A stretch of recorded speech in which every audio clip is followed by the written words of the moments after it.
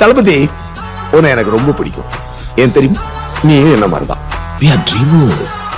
உன்னோட கனவு தான் என்னோட கனவு. கட்டுறோம், ஹாஸ்பிட்டல் கட்டுறோம், ஊர் ஊரா கட்டுறோம்.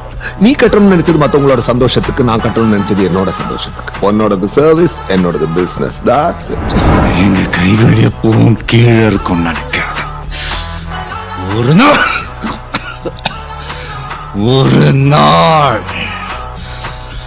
எங்க கைகள் ஓங்கும்.